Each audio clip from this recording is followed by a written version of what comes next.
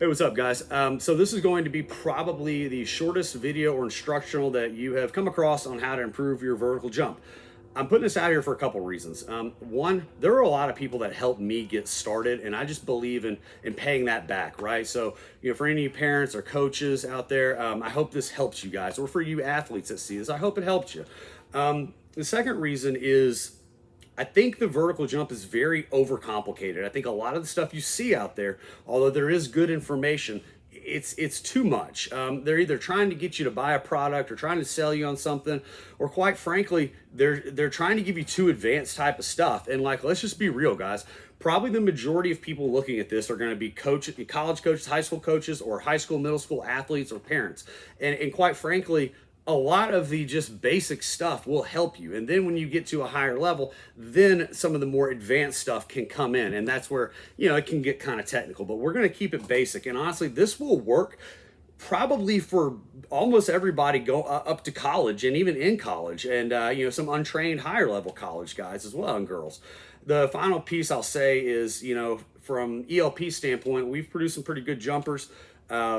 I think, let's see, we've had over 200 pound male athlete had a 41 and a half or a 40 and a half vertical. I can't remember, it was one or the other. We've had multiple under 200 pound male athletes go into the high 30s, touching like 39, 40, right around there. I've also had a number of volleyball players with good verticals. I think the best female vertical we've had here, a girl was 16. She had a 27 and a half inch vertical, which was impressive. So we do a lot of this work. And as a side note, if you work on your vertical, your short sprints will improve as well, okay? This is actually one way that we do it at ELP is I don't have a lot of space in my facility or outdoors to run and do a lot of speed work. So our guys get faster, but we also do a lot of this jump work because that will improve your short sprint as well. So just a little side note there, if you get faster doing stuff like this as well. Only other thing is, remember, just like everything else, check with the healthcare provider. Don't just undertake this. If you got anything going on, injury, pain, don't do all that. Be smart. Talk to your doctor first, right? Okay, so the vertical. Let's keep it super simple, all right? Athletics, and particularly your vertical, it boils down to two concepts: the ability to absorb force and the ability to produce force. It's really that simple, guys. It's physics. Think of it this way. If you take two balls, right? You drop one ball and you throw the other ball down. Which one goes higher? Well, obviously the one you throw, right? The one you throw absorbs more energy when it hits the ground, okay? The human body does the same thing. The more force you can absorb, the more force you can produce, okay?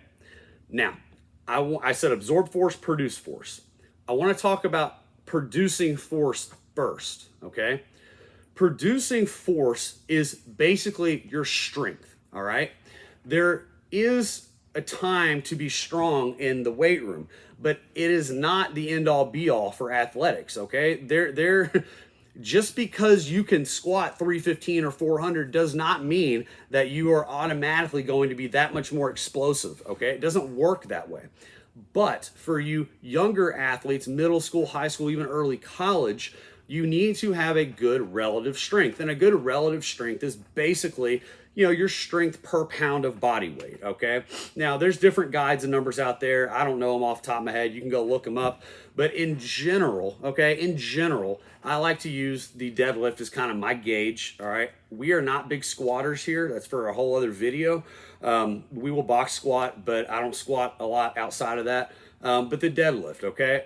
I would say that, you need to, if you don't know how to deadlift, learn how to deadlift, work your way up, right? Do the baseline progressions.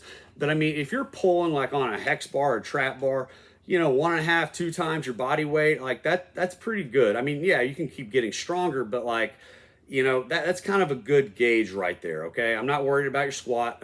Your bench, I'm not worried about either. Deadlift, though, that's probably a good one. So now you can train the deadlift, with different progressions, baseline progressions, depending on your age, experience, things like that. All right. If you got questions on there, feel free to leave a comment. I'm happy to help you. But then you supplement with just a couple other leg exercises, right? So you can do things like lunges or step ups or glute hams or Roman deadlifts or things like that. Okay. So you kind of have your main lift and then you've got a couple supporting lifts. Okay.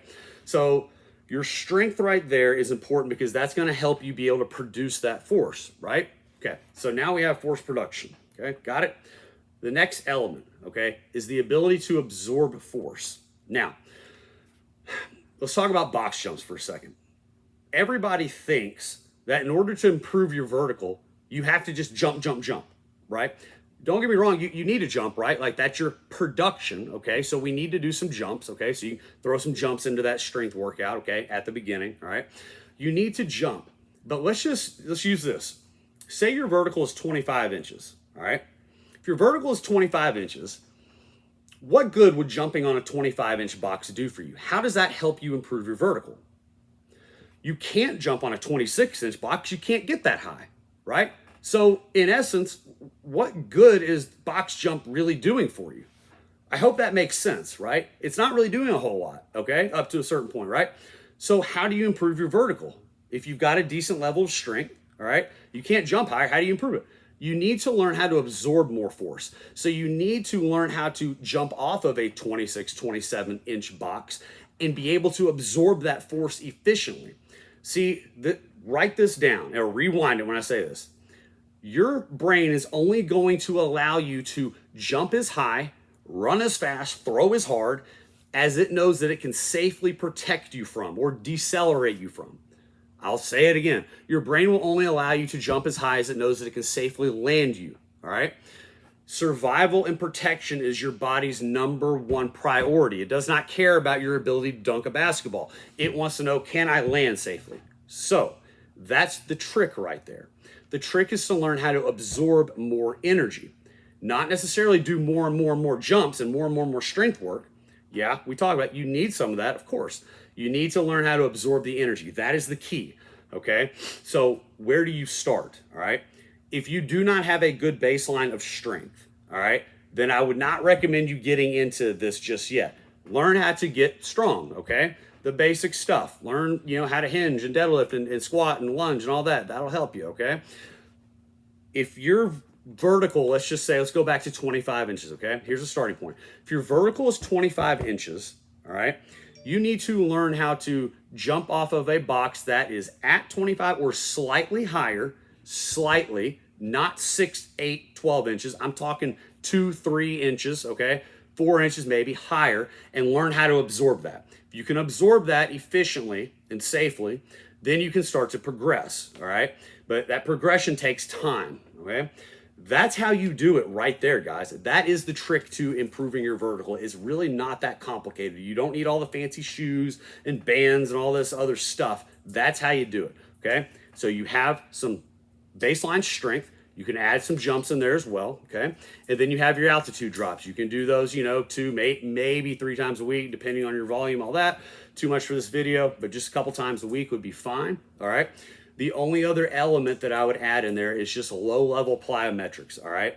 Low-level plyometrics are, just your line jumps, your single-leg lateral front and line stuff, jump ropes, calf jumps, like just low-level bouncy type stuff, all right?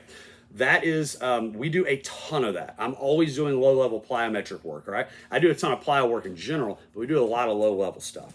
So that right there, guys, is how you do that. It's really pretty simple, okay? Strength, absorb force. That's it, guys.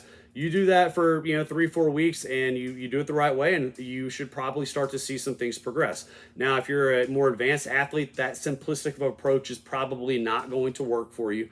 There are a lot of other components that do come into play. But like I said, we're keeping this simple, for the athlete, the parent, the coach that just wants their athletes to improve. And the final thing I'll say is the strength component to this is extremely important, especially for female athletes. I work with a lot of volleyball players. Guys, your strength is very relevant. Your strength support, the ability for you to move is even more important though. That's a whole other video, but do not discount and discredit the strength component to it. Keep it basic. We don't need to be doing power cleans and clean and jerks and all that stuff. You don't need all that. Keep it basic.